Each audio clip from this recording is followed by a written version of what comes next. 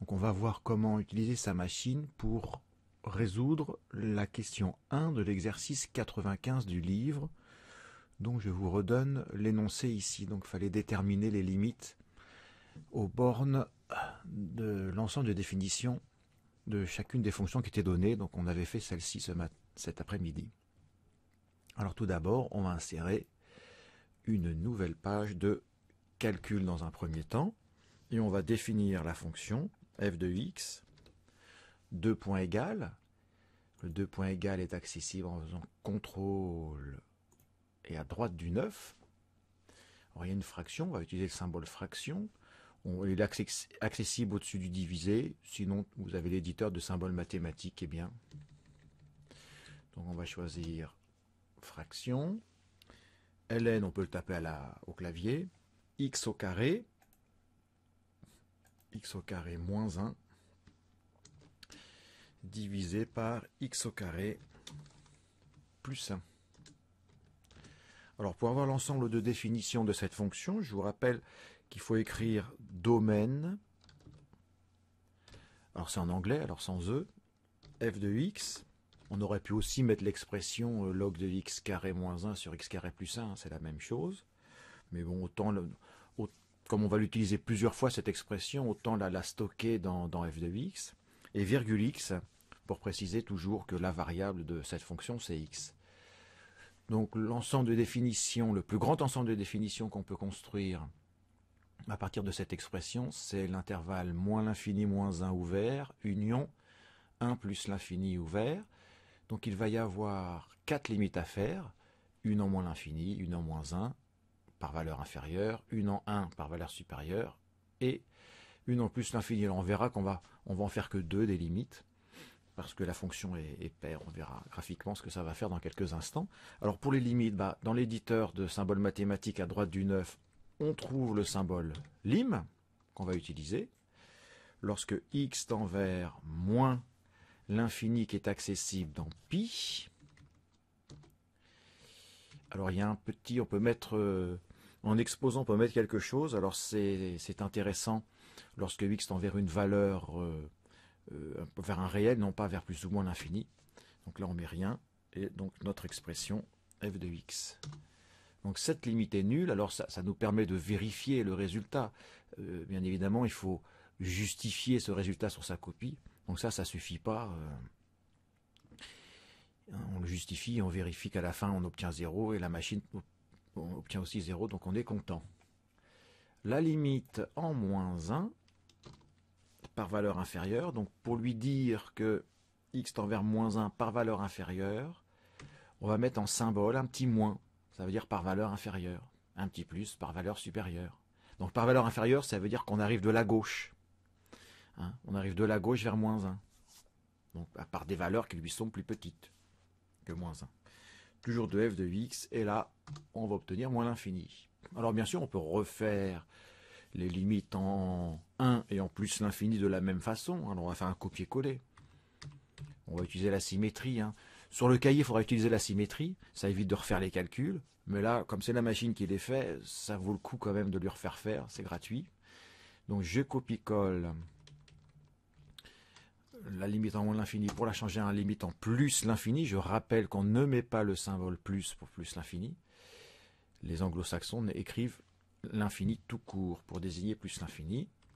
Et pareil, alors pour copier-coller, j'étais un peu vite, je le détaille, je me balade avec les flèches de direction jusqu'à sélectionner l'expression qui me convient, puis j'appuie sur Entrée, c'est la copie-colle. Donc lorsque x tend vers 1 par valeur supérieure, donc avec un plus.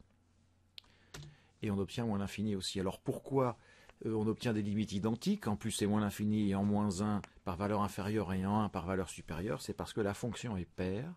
Donc on va la représenter graphiquement pour bien voir ce dont il s'agit. Donc on va faire un CTRL doc pour ajouter une page d'application graphique. L'expression, je ne vais pas la retaper puisque je l'ai stockée dans f de x. Donc là voici cette fonction. Sa représentation graphique, donc je vais faire un clic droit sur l'étiquette pour la masquer. Je rappelle que le clic droit c'est CTRL menu. Donc ici on a au voisinage de moins l'infini, lorsque x se rapproche de moins l'infini, on a f de x qui se rapproche de 0. Donc il y a une asymptote au voisinage de moins l'infini d'équation y égale à 0. Il faut l'écrire, ça c'est toujours. Quand on obtient une limite en plus ou moins l'infini qui est égale à un réel, il y a toujours une asymptote horizontale. Et on a obtenu que la limite lorsque x tendait vers moins 1, alors par valeur inférieure forcément, à cause de l'ensemble des définitions, f de x tendait vers moins l'infini. Donc on le voit ici parce que ça plonge. Alors ça plonge, on a l'impression que ça s'arrête. C'est une histoire de précision en fait, puisque la calculatrice, pour tracer la représentation graphique, eh bien, elle prend un pas pour x. Donc elle prend plein de valeurs de x, et puis elle les augmente. Donc elle prend par exemple moins 2, moins 1,99, moins 1,98, etc. Et en fait, la fonction décroît tellement vite que entre le entre guillemets dernier pixel visible, donc il est à peu près situé en d'ordonnée moins 3,8, et celui qui est juste après, eh bien elle voit pas elle fait pas le lien entre les deux. On peut agrandir un petit peu. Voilà, on va masquer ça. Ah oui, alors, quand on fait une bêtise, comme je viens de faire, on fait CTRL Z. Ce que je voulais masquer, voilà, c'était le texte là. J'ai masqué la courbe. Bon, bah, vous voyez, il y en a une on a l'impression qu'elle est un peu... Elle descend bien vers moins l'infini. Elle provient bien de moins l'infini.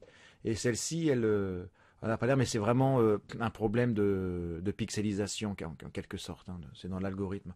Alors, je crois que ça doit pouvoir se paramétrer quelque part, cette histoire. Bon, hein, c'est pas très très important. Donc, il y a une coupure entre moins 1 et 1.